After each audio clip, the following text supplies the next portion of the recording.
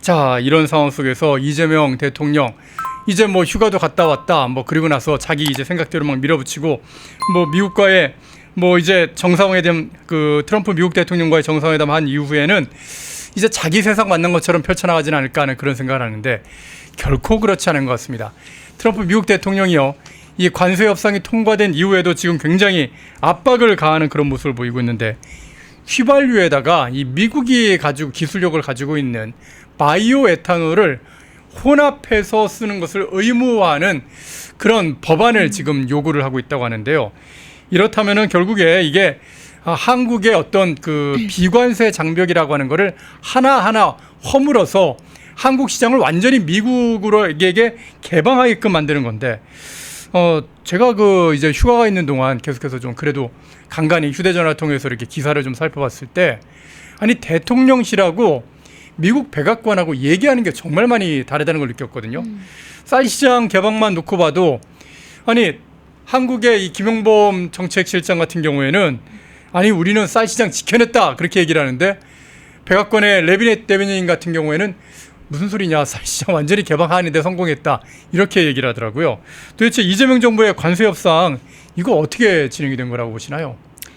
미국 백악관에서 입장을 발표함에 있어서 허위 사실을 이야기할 것 같지는 않습니다. 예. 하지만 한국의 특히 민주당 정부가 어떤 식의 공식 입장을 내든 국민을 기만하기 위한 허위 사실을 충분히 이야기할 수 있는 집단입니다.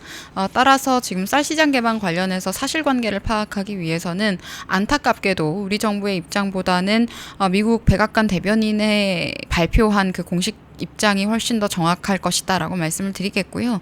결국에 이들이 뭐 쌀시장 개방을 막았다라고 선전은 했었지만 그렇지 않다라는 것이 이번에 또 드러난 것인데 참 민주당과 이 좌익 기득권 같은 경우에는 모든 것들을 자기들 마음대로 허위 사실들을 유포를 하고 선동을 하고 속입니다.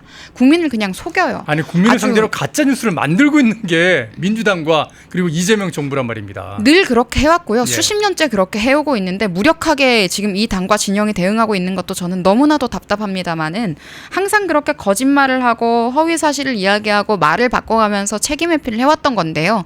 국제 정세에서까지 그렇게 한다고 어디 먹히겠습니까? 그리고 지금 쌍방간의 합의 내용인데 한쪽에서만 거짓말로 국민들에게 선동한다고 해서 그 사실이 사라지겠습니까? 이제 우리는 모든 것을 다 알 수 있거든요. 다른 측의 입장들도 충분히 다 알 수가 있는 것이고 MBC나 JTBC에서만 이야기하고 있는 것들이 사실이 아니라는 것 그리고 우리가 직접 사실을 알기 위해서 백악관 홈페이지에 들어가서 공식 입장문 확인하면 됩니다. 영어를 못하는 것도 아니고요. 다 확인할 수 있는 시대가 되었기 때문에 이들이 기만한 내용이 또다시 한번 드러난 게 아닌가라는 생각을 하는데요.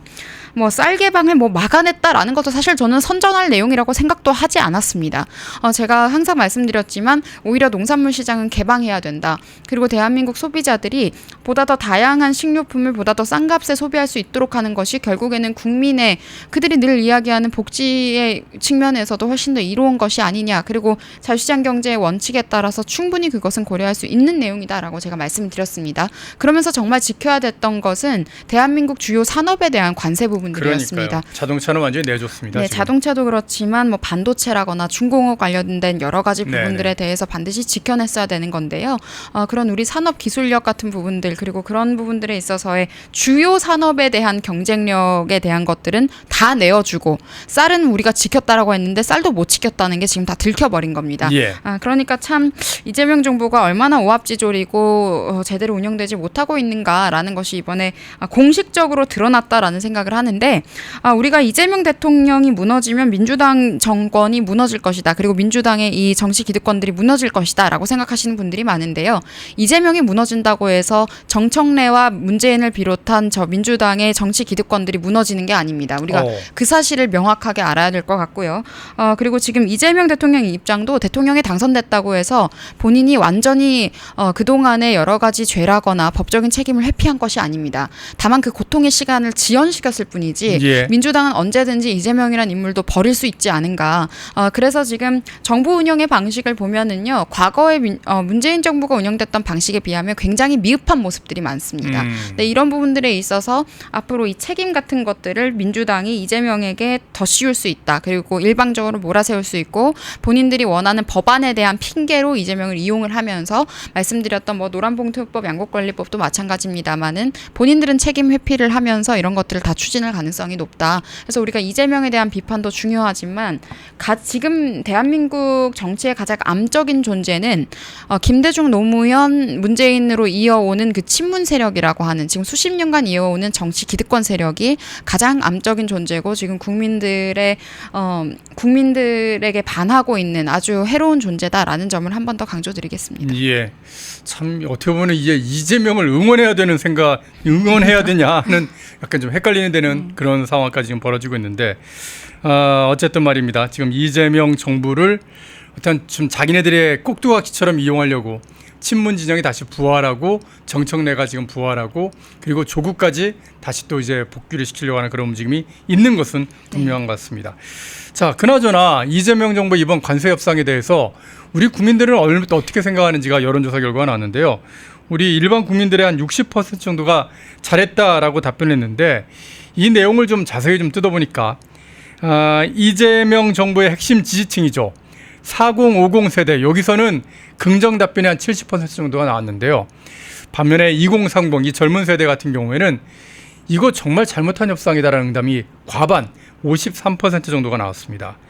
자, 이렇게 잘못됐다는 협상을 갖다가 객관적으로 얘기를 할 수 있는 거 이게 참 중요한데 지금 좀 더 이제 자세히 보게 되면은 각 부문별로 뭐 조선, 농축산물, 제조업, 반도체, 의약품, 에너지, 자동차, 철강까지 잘했냐 못했냐라는 걸 이렇게 따져보고 있는데 이건 이제 언론 기사에서 나름대로 긍정적인 거다 이렇게 얘기하고 있지만 그러나 이 부분도 지금 문제가 지금 굉장히 많거든요. 자, 이렇게 좀 과반이 이상 그러니까 2030 세대가 객관적으로 생각할 때도 좀 잘못됐다는 그런 협상인데 이걸 국민 전체로 봤을 땐 60% 정도가 잘한 협상이라고 얘기하는 거 왜 그렇다고 생각을 하시는지요? 이건 인구수 문제입니다. 인구수의 문제다. 40대가 인구가 굉장히 많아요. 그래서 예. 저희 2030을 다 합쳐도 40대를 이길 수가 없는데요. 그건 그렇죠. 1020, 30이 합친다면 40대를 이길 수 있을 거라고 생각하는데 그럼 이 40대들은 도대체 왜 이러냐라고 우리가 생각을 했을 때 노무현 정부 당시에 그때는 여러분 스마트폰도 없었습니다. 그리고 지금처럼 이렇게 객관적인 정보와 사실관계 파악을 쉽게 할 수 있던 때가 아니었기 때문에 TV에서 나오는 이야기들 그때는 우리 종편도 없었습니다. 이명박 정부 때 들어서 생긴 거기 때문에요. 그 이전에 종편도 없던 시대에 MBC에서 이야기하고 MBC 예능에 노무현 대통령이 나오기만 하면 모든 게 사실인 것처럼 믿었던 분들 이미 그때 세계관이 형성되었기 때문에요. 그때 심어진 프로파간다나 여러 가지 내용들에 대한 향수가 저는 여전히 있는 것으로 생각을 하고 있고요. 농축산물 개방 반대도 그때 그들이 이야기했던 것과 지금 다를 바가 없습니다.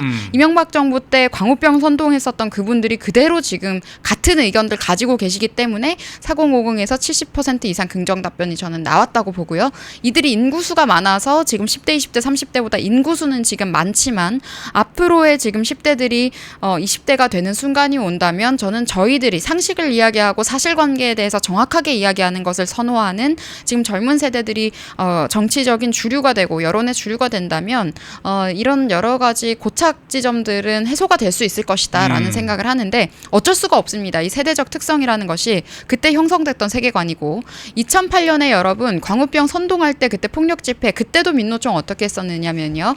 죽창 끝에 날카롭게 잘라서 의경 실명시키기도 했었고요. 쇠파이프로 의경들 집단 폭행하기도 했었습니다. 그런 분들이 지금 40대가 되셨고 지금 젊은이들 보고 지금의 20대들 보고 극우라고 하시는데요. 저는 그분들께 본인들 과거 영상 한번 보시라는 말씀도 드리고 싶습니다. 그리고 이거는 세대적인 세계관이라고 할까요? 그렇게 이미 형성되어 버린 특성이 있기 때문에 어쩔 수 없는 것 같고 이렇다 보니까 그냥 전체 국민 중이라고 무조건 묶어서 해버리면 상대적으로 인구가 많은 세대의 의견이 더 많이 반영되는 것이 아닌가 저는 그렇게 파악을 하고 있습니다. 예, 뭐 인구수에 의해서 나온 거지 진짜 상식적으로 대한민국의 미래를 걱정하는 세대는 결코 이번 관세 협상에 대해서 잘했다라는 점수를 주지 못한다는 거 그렇게 좀 생각하시면 될 것 같습니다.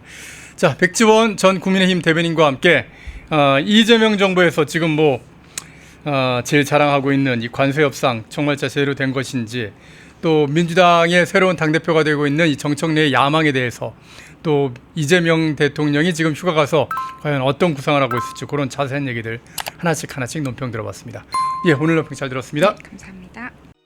펜앤마이크에서 추천하는 영상도 보고 가세요. 다른 영상도 즐기시려면 구독 버튼을 꼭 눌러주세요.